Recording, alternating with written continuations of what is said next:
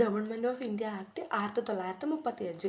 ഇന്ത്യക്ക് വേണ്ടി British parliament പാസ്സാക്കിയ ഏറ്റവും ദൈർഘ്യമേറിയ നിയമമാണ് government of India act 1935. Simon commission report, വട്ടമേശ സമ്മേളനങ്ങളിലെ നിർദ്ദേശങ്ങൾ, മൂന്നാം വട്ടമേശ അനന്തരം ബ്രിട്ടീഷ് ഗവൺമെൻറ് പ്രസിദ്ധീകരിച്ച വൈറ്റ് പേപ്പർ എന്നിവയായിരുന്നു 1935 ഗവൺമെൻറ് ഓഫ് ഇന്ത്യ ആക്ടിന് ആധാരമായത്. 1934 ഡിസംബർ 19 ബ്രിട്ടീഷ് പാർലമെൻറ്റിൽ അവതരിപ്പിക്കുന്ന ബില്ല് 1935 നിയമമായി മാറുന്നു. ഇന്ത്യൻ ഭരണഘടന ഏറ്റവും കൂടുതൽ കടപ്പെട്ടിരിക്കുന്ന നിയമം ഏതെന്ന് ചോദിച്ചാൽ 1935 ഗവൺമെൻറ് ഓഫ് ഇന്ത്യ ആക്ട് ആണ്.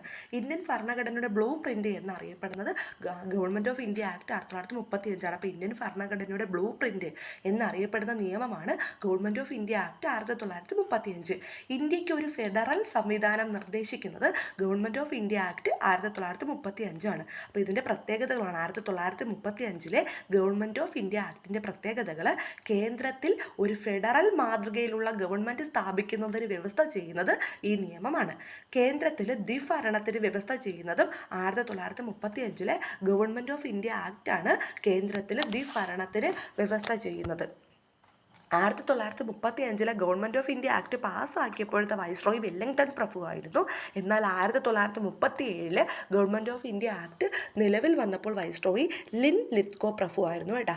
പ്രവിശ്യകളിൽ ദ്വിഭരണം അവസാനിപ്പിക്കുകയും സമ്പൂർണ്ണ സ്വയംഭരണത്തിന് വ്യവസ്ഥ ചെയ്യുകയും ചെയ്യുന്നത് ഗവൺമെൻറ് ഓഫ് ഇന്ത്യ ആക്ട് 1935.